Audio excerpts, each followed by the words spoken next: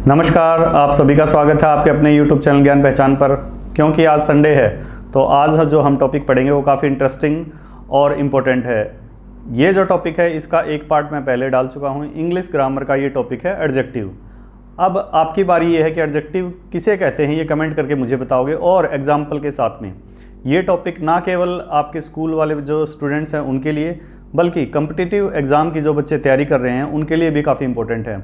बहुत सारी वीडियो आपको YouTube के ऊपर मिल जाएंगी, लेकिन अब जो मैं करवाने वाला हूँ वो वन शॉट होगा। यानी वन शॉट का मतलब ये है कि अगर आपने इस वीडियो को देख लिया तो आप कभी एडजेक्टिव वाला जो टॉपिक है वो भूल नहीं सकते और इसमें गलती भी नहीं करोगे। मैं आपको इसमें एग्ज़ाम से रिलेटेड जो क्वेश्चंस आएंगे वो भी साथ साथ करवाता चलूँगा कि कैसे एडजेक्टिव का टॉपिक पेपर के अंदर पूछा जाता है। और सबसे पहले आप ज़रूरी है कि अगर आप पहली बार इस वीडियो को देख रहे हो, नए हो इस चैनल पे, तो आप इसको सब्सक्राइब करो, और जो पहले से बने हुए जो मेरे मेंबर्स, साथी और स्टूडेंट्स हैं वो लाइक करो, शेयर करो और कमेंट करो। और मैं आपके कमेंट ज़रूर चेक करता हूँ, हर एक कमेंट का रिप्लाई भी करता हूँ। बस आप सीखते रहिए, पढ़ते रहिए। तो चलिए शुरू करते हैं अपने इस टॉपिक को, और इस टॉपिक का नाम है एडजेक्टिव। एडजेक्टिव जो कि मैंने पहले जो इसका फर्स्ट पार्ट था उसमें आपको डिटेल से समझाया था, उसमें उसके टाइप्स बताए थे। आज हम उन्हीं टाइप्स को हम डिटेल्स में पढ़ने वाले हैं। और ये जो टाइप्स हैं ये टोटल 10 टाइप्स हैं। अगर आपको यहाँ पे ये 10 टाइप्स इजीली दिख रहे हैं तो हम इन्हीं को पढ़ने वाले हैं। सबसे पहला है एडजेक्टिव ऑफ क्वालिटी या क्वालिटेटिव एडजेक्टिव्स। नंबर 2 है क्वांटिटेटिव एडजेक्टिव्स। नंबर 3 है एडजेक्टिव ऑफ नंबर। नंबर 4 है प्रॉपर एडजेक्टिव। नंबर 5 है पॉजेसिव एडजेक्टिव। नंबर 6 है डिस्ट्रीब्यूटिव एडजेक्टिव्स। नंबर 7 है डेमोस्ट्रेटिव एडजेक्टिव। नंबर 8 है एम्फेटिक एडजेक्टिव। नंबर 9 है इंटेरोगेटिव एडजेक्टिव। और नंबर 10 है एक्सक्लामेटरी एडजेक्टिव्स। देखो, इसमें से काफ़ी नाम जो हैं वो आपने प्रोनाउन के टॉपिक में देखे थे, उन्हीं से जैसे ही ये आपको नाम दिखाई दे रहे हैं, और इनके एग्जाम्पल्स भी कुछ इसी तरह होंगे। लेकिन इनमें फ़र्क समझना जरूरी है कि प्रोनाउन एडजेक्टिव में क्या फ़र्क है, वो हम डिटेल से आगे चर्चा करेंगे। लेकिन सबसे पहले हम इन नाम्स को आप याद रखिएगा कि 10 प्रकार के एडजेक्टिव्स, और नाम याद रखने के साथ साथ इनके यूजेज हमें देखने हैं। तो यहाँ पे जो रेड कलर्स में आपको दिख रहे हैं ये कुछ एक वर्ड्स लिख रखे हैं मैंने जो इनको सिंबलाइज करते हैं। जैसे क्वालिटेटिव की मैं बात करूँ तो जो क्वालिटी जो होती है किसी भी इंसान की या किसी भी वस्तु की, उस क्वालिटी यानी कि उसके गुण, भाव या दोष को जो एडजेक्टिव बताएंगे उसको हम क्वालिटेटिव एडजेक्टिव्स कहेंगे। इसमें good, bad, beautiful, tall, black, short, ugly, ये सारे वर्ड शामिल होते हैं। और ये वर्ड्स जो क्या करते हैं, नाउन या प्रोनाउन की विशेषता को बताने का काम करते हैं, इसीलिए तो ये एडजेक्टिव्स हैं। ठीक है। अब नेक्स्ट जो है क्वांटिटेटिव। इसमें मैंने वर्ड्स लिखे हैं some, any, no, little, much, enough. ये सारे के सारे वर्ड क्वांटिटी यानी कि मात्रा को दिखाने का काम करते हैं।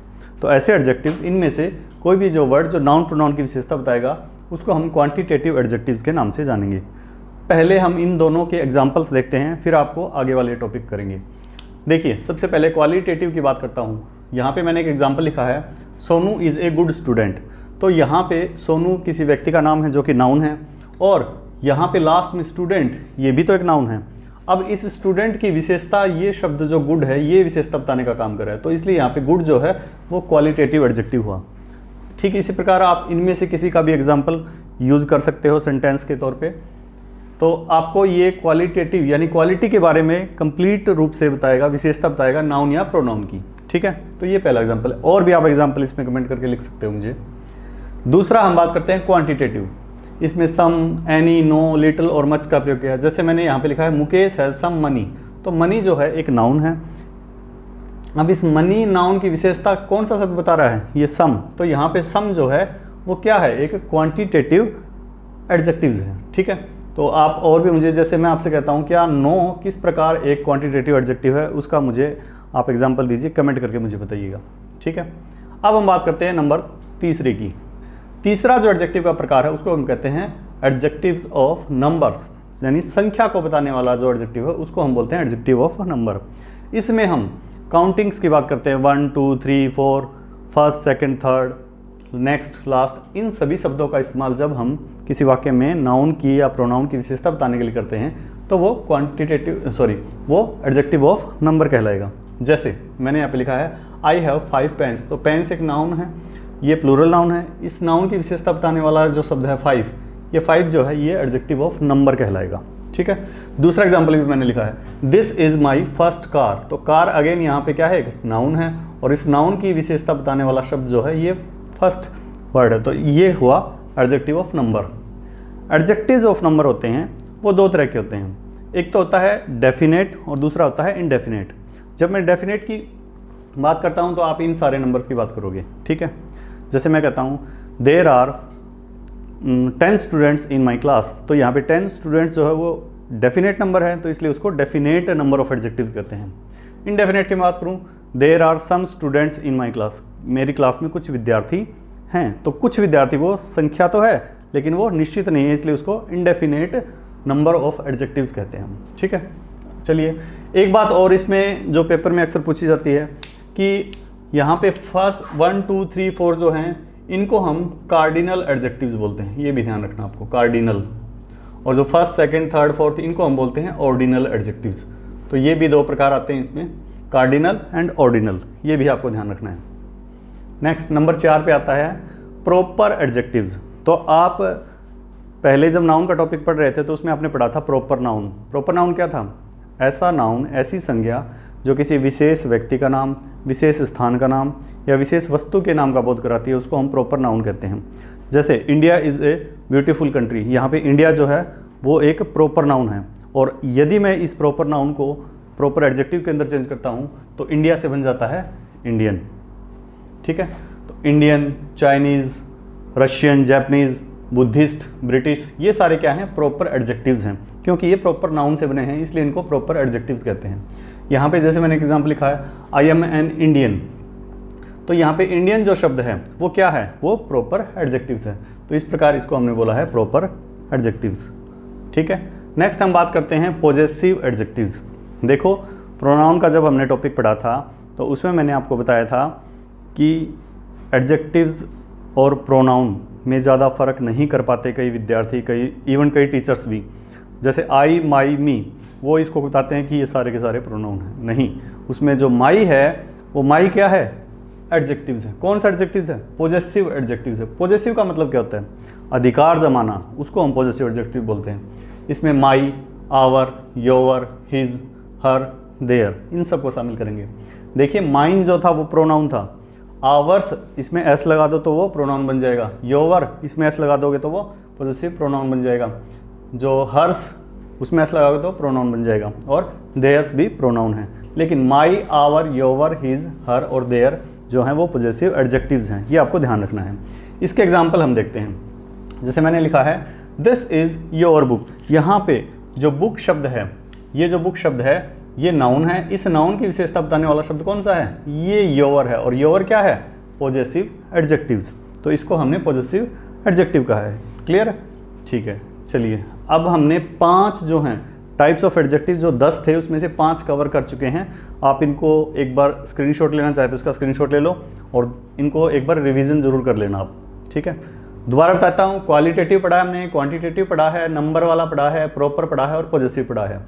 जो नंबर वाला है वो मैंने 2 तरीके का बताया था, डेफिनेट और इनडेफिनेट, और इसको भी हमने कार्डिनल और ऑर्डिनल के अंदर डिवाइड किया था। नेक्स्ट आता है प्रॉपर एडजेक्टिव। प्रॉपर में मैंने बताया प्रॉपर नाउन से बनने वाले, और लास्ट आता था इसमें 5वें नंबर पे पॉजेसिव एडजेक्टिव, जो कि पॉजेसिव प्रोनाउन की तरह ही है दिखने में, लेकिन ये अलग होता है, इसका फंक्शन अलग है। ठीक है, अब हम नंबर 6 की बात करते हैं। अब इसमें टोटल जो मैंने यहाँ पे लिखा है, अगर मैं इसकी बात करूँ, इन 5 को मैं यहाँ से एक बार रब कर रहा हूँ ताकि मैं इसके एग्जाम्पल और लिख सकूँ। यहाँ तक देखिए, यहाँ पे लिखा है डिस्ट्रीब्यूटिव एडजेक्टिव्स। डिस्ट्रीब्यूटिव एडजेक्टिव्स का मतलब क्या होता है, डिस्ट्रीब्यूशन का मतलब क्या होता है, डिस्ट्रीब्यूशन का मतलब होता है बांटना, डिवाइड कर देना। तो यहाँ पे जो डिस्ट्रीब्यूटिव एडजेक्टिव है उसमें हमने किस किस को शामिल किया है, each, every, either and neither. ये चारों के चारों जो वर्ड मैंने यहाँ पे लिखे हैं, सबसे पहली बात तो ये चारों वर्ड सिंगुलर हैं। जी हाँ, ये एक वचन में आते हैं। इनके साथ आप जो भी वर्ब यूज़ करोगे वो सिंगुलर फॉर्म में ही यूज़ करोगे। ये पेपर में भी पूछा जाता है। यहाँ पे जैसे मैंने एक सेंटेंस लिखा है, each girl is beautiful. Each, जो इस गर्ल की विशेषता बताने का काम कर रहा है कौन, ईच शब्द। तो यहाँ पे ईच जो है वो किस प्रकार का प्रोनाउन एडजेक्टिव हुआ, वो डिस्ट्रीब्यूटिव एडजेक्टिव कहलाता है। इसी को हमने प्रोनाउन बोला था। जैसे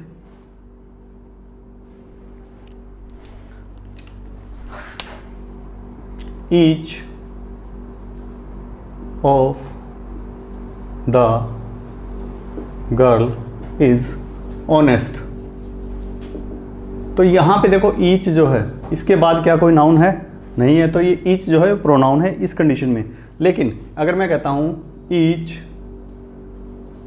गर्ल इज ऑनेस्ट, तो यहां पे जो ईच है इस नाउन की विशेषता बताने का काम कर रहा है, इसलिए ये जो ईच है ये डिस्ट्रीब्यूटिव एडजेक्टिव कहलाता है। ठीक है, एक बात और आपको याद रखनी है, बहुत इंपॉर्टेंट है, एसएससी का एग्जाम हो या फिर कोई भी कॉम्पिटिटिव एग्जाम हो, उसमें अगर इंग्लिश ग्रामर से रिलेटेड आपको एडजेक्टिव से संबंधित प्रश्न आता है तो ये प्रश्न पक्का आएगा। और इसमें क्या है, यदि किसी वाक्य में आपको ईच दे रखा है और ईच के बाद प्रेपोजिशन ऑफ दे रखी है, इस ऑफ के बाद जो आर्टिकल जो है वो हमेशा डेफिनेट आर्टिकल द का प्रयोग होता है। देखिए यहाँ पे द का, और यहाँ इस द के बाद में जो भी नाउन या प्रोनाउन आएगा वो हमेशा प्लूरल फॉर्म में आता है, ये आपको ध्यान रखना है, बहुत इंपॉर्टेंट है।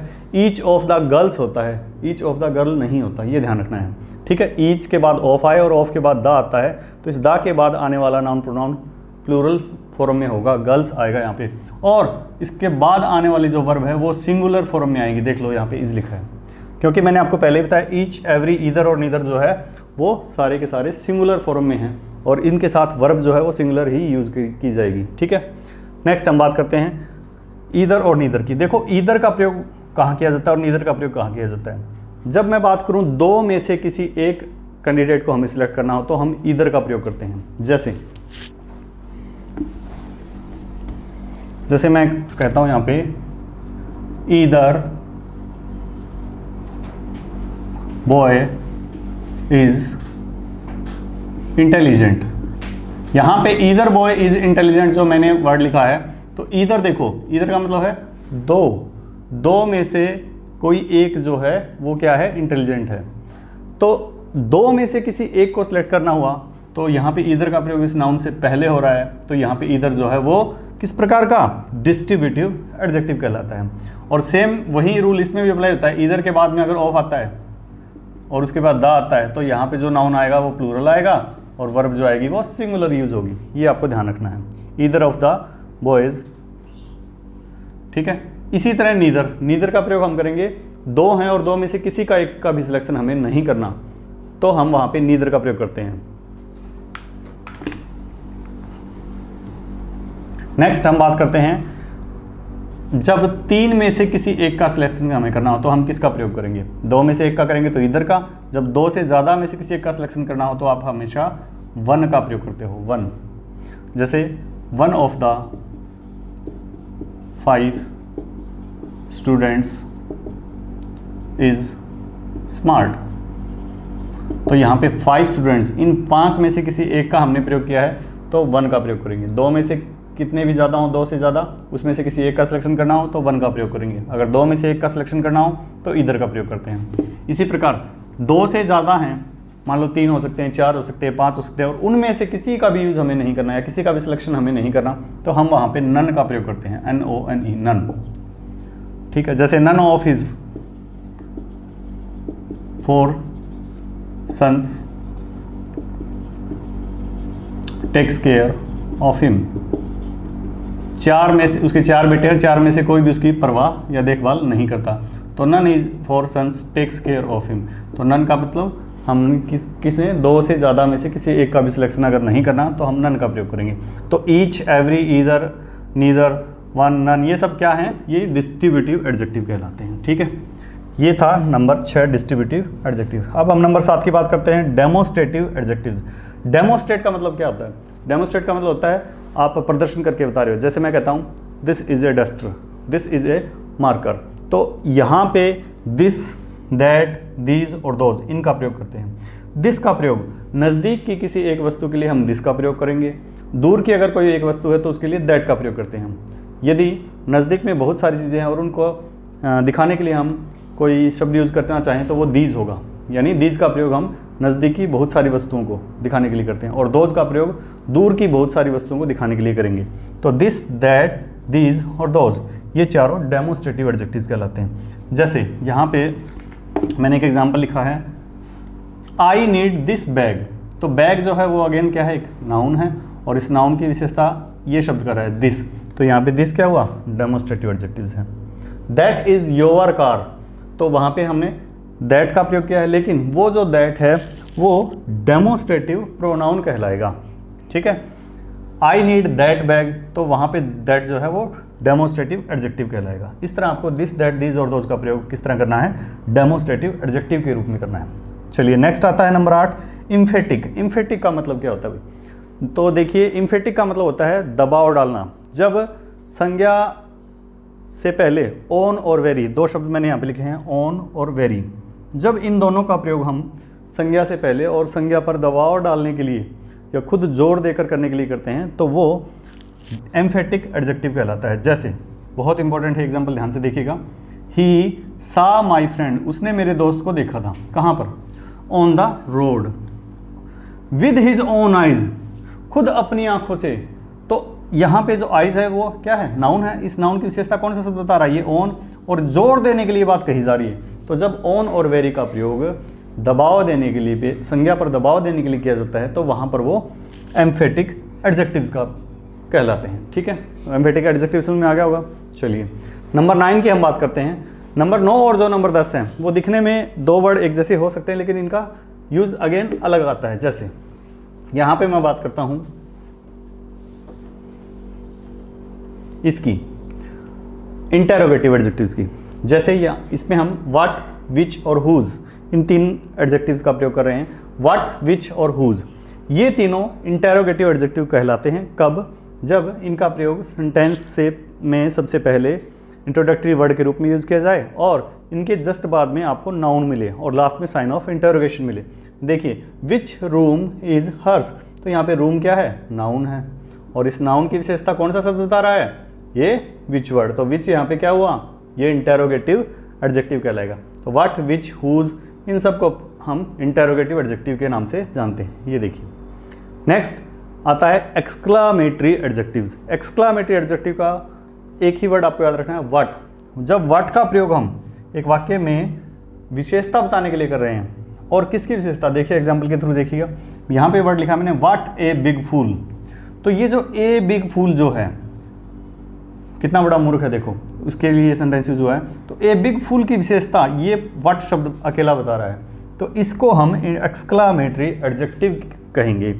यहाँ इस वाक्य के अंदर हो सकता है, जैसे मैं कहता हूँ व्हाट एन अगली वुमेन, तो व्हाट शब्द का प्रयोग जब हम किसी वाक्य में हैरानी प्रकट करने के लिए करते हैं और उस नाउन या इस पूरे फ्रेज की विशेषता बताने के लिए करते हैं, तो इसको हम एक्सक्लामेटरी एडजेक्टिव्स कहेंगे। तो ये थे भाई 10 एडजेक्टिव के प्रकार। आई थिंक आपको समझ में आ गए होंगे। अगर फिर भी आपको इनमें से 10 के 10 में से किसी का भी कोई डाउट रहता है तो आप मुझे कमेंट करके बता सकते हो। साथ साथ देखो ये 10 एडजेक्टिव्स हैं जो हैं, ऐसा नहीं कि सिर्फ टाइप्स बताने थे आपको, मैंने बता दिए, नहीं, इनके यूज और पेपर में इनके जो क्वेश्चंस आते हैं वो इसी तरह पूछे जाते हैं जैसे मैंने अभी आपको बताया। कहाँ पे नाउन होगा, सिंगुलर होगा, प्लूरल होगा, किस तरह की वर्ब यूज़ करेंगे हम, और कहाँ कहाँ इन एडजेक्टिव्स का यूज़ करते हैं, वो इम्पोर्टेंट है। आप इनको प्रैक्टिस करिएगा। अगर आपके पास बुक्स है कोई तो आप उस बुक से पढ़ लीजिएगा, नहीं बुक्स है तो आप गूगल से पढ़िएगा। और ये जो अभी मैंने आपको करवाया है ये एग्ज़ाम 2024 के लिए काफ़ी ज़्यादा इंपॉर्टेंट है, इसको अच्छे ध्यान से पढ़िएगा। इसको पढ़ने से पहले बाकी जो इंग्लिश ग्रामर की जो वीडियोज़ हैं उनका लिंक मैं डिस्क्रिप्शन में डाल दूंगा, वो आप देखिएगा, समझिएगा। बार बार 1-2 बार उन वीडियो को देखोगे ना तभी वो चीज़ें समझ में आएंगी। और यहाँ पे जो एडजेक्टिव जिस बच्चे ने कर लिए वो ये मानो कि अब पार्ट ऑफ स्पीच का जो अगला जो अपना टॉपिक है एडवर्ब, उसको इजीली भी कर सकता है। और बहुत सारे जो इंग्लिश ग्रामर के जो टॉपिक हैं वो इनके ऊपर डिपेंड करते हैं, तो आप इनको अच्छे से दोबारा ध्यान से पढ़िएगा। और अगर आपको एक बार देखने से वीडियो समझ में ना आए तो आप इसको दोबारा या तीसरी बार फिर देखिएगा, ठीक है। फिलहाल मुझे नहीं लगता आपका कोई डाउट रह गया होगा, फिर भी अगर आपका कोई डाउट है तो आप मुझे कमेंट करके बता सकते हो। आज के अपने इस वीडियो में इतना ही। पढ़ते रहिए, सीखते रहिए और अपने इस चैनल को शेयर भी कीजिए। Thank you so much.